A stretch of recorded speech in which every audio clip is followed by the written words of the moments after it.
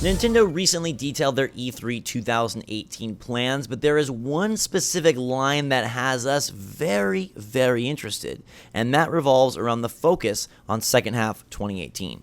What's going on, everybody? It's Zach from Switchforce. Gabe is here, and as you've probably seen, Nintendo came out and said, hey, we have a four-headed dragon coming your way at E3. We've got the Splatoon 2 World Championship, the Super Smash Bros. Invitational, the video presentation on the morning of June 12th, and then 3 days of Nintendo Treehouse Live. But the thing that piqued our interest the most is the specific line about the video presentation, which will function as their major direct or their major showcase at E3, where they say that it will feature Switch games releasing in 2018, and they have noted that games beyond 2018 will be discussed at a later date. So Gabe, this entire presentation looks to be only about the games coming out post E3, which would be the 6 months from July to December.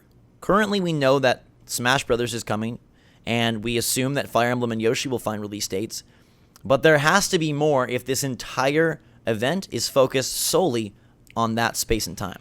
Last year's E3, Nintendo had similar phrasing, not quite the same, but they did say that they were focusing on things for that year. And then we still got Yoshi, and we still got Metroid. You know, we got a Pokemon mention. They talk about things that aren't coming that year. And I fully believe that happens this year as well. Do I think that this presentation happens and they talk about nothing for, the future and only this year? No. I think they still show something. They like doing that.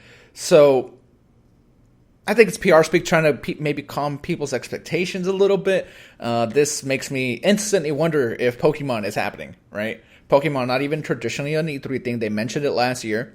If they don't mention it at E3, does that mean Pokemon's not coming this year? Yeah, that's interesting. And, on one hand, you could view this as tempering expectations or maybe PR speak. On the other hand, and maybe the way that I would like to take it, is that the second half is actually going to be really impressive. And we've heard rumblings for a while now that, be patient, don't worry, Nintendo first-party and third-party partnerships have a lot coming in for Switch in the latter half of this year. And maybe that's how we approach this, that, hey, there is so much, they only are going to have time to focus there. But it does beg the question, we don't think there's really any way that Metroid Prime 4 hits this year. So is that just completely absent from the show? It's possible, right? And the good thing about Nintendo is they do these directs. So towards the later half of the year, we can even have like a mini 3 just for Nintendo when they put out like a really impressive direct where they decide to highlight what's happening with Metroid, Pokemon, whatever. So directs give them that luxury that few other companies have. Sony and Microsoft, they have E3, and that's where you get a lot of the new information, and that's about it. With Nintendo, We do have this like string of announcements that happens throughout the year. They've been very good about cultivating that. Does this worry you at all, though? Like, because you said that, hey, maybe this means that the later half of this year is like way more packed than we think, just because there's so much to talk about. Is there any chance that they just talk about like, hey, Smash, Yoshi, Fire Emblem, and like some third party stuff, and that's it? Honestly, if I look at it, I say it's exciting. One, there's no mention of 3DS, which I'll take that. Two, again, Nintendo has done things right lately, and if I give them the benefit of the doubt, their commitment to releasing games regularly, their commitment to constantly putting out titles, and again, some of those rumblings that we have heard, unsubstantiated rumblings, but rumblings nonetheless, that there is a lot in the pipeline. To me, this is great news, because it says that second half is going to be packed. There's no way that Nintendo comes in and just talks about the already revealed Yoshi, the already revealed Smash, and FIFA. They've got to have some big guns there, and we know that Yoshi and Fire Emblem are going to be a part of it, but I have to imagine there's more beyond. I don't think Smash, Yoshi, and Fire Emblem is enough to really center an entire presentation around, especially if it's going to be Switch dedicated, and especially if it's going to be second half 2018 dedicated. I would be very surprised if there weren't some major, like stand up and cheer third party announcements as part of this as well.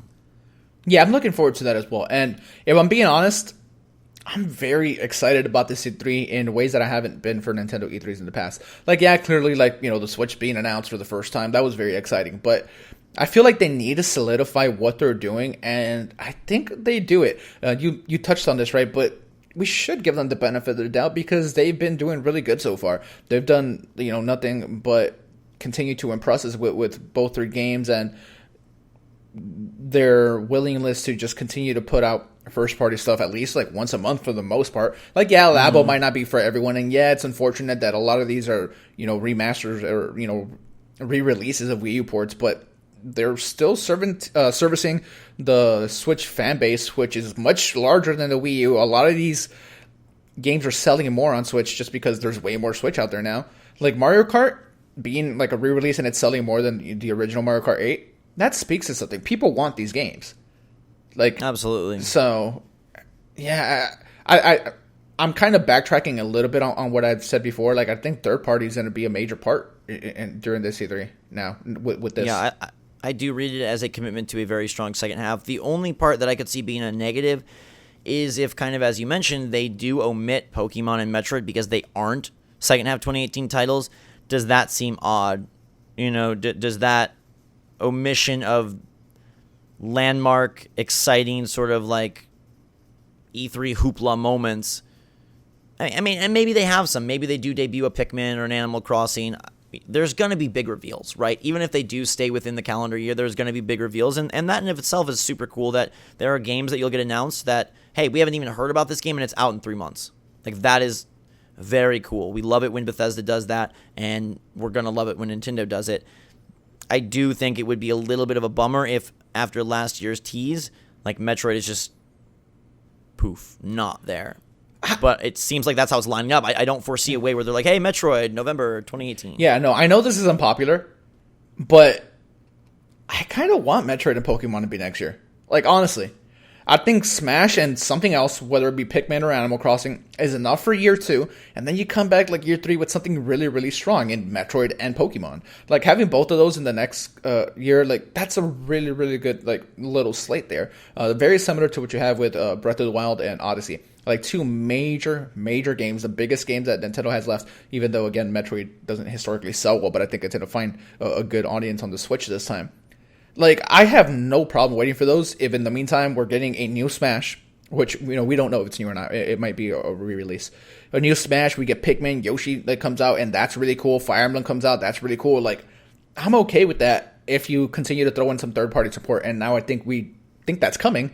We've heard the rumblings of, hey, Call of Duty's coming to Switch in some form, like, stuff like that. I think those are, like, big, exciting announcements that could maybe even replace, like, hey, Pokemon's coming, but it's not coming until next year. I'd rather have a Call of Duty this year announcement, if that makes sense.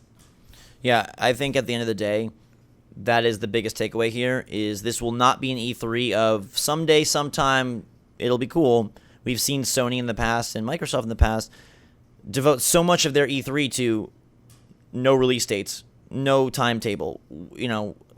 A game like Days Gone that I'm super excited for on PlayStation 4, not coming this year again, going to be at E3 again. That's 3 years running, and like, when is it coming out?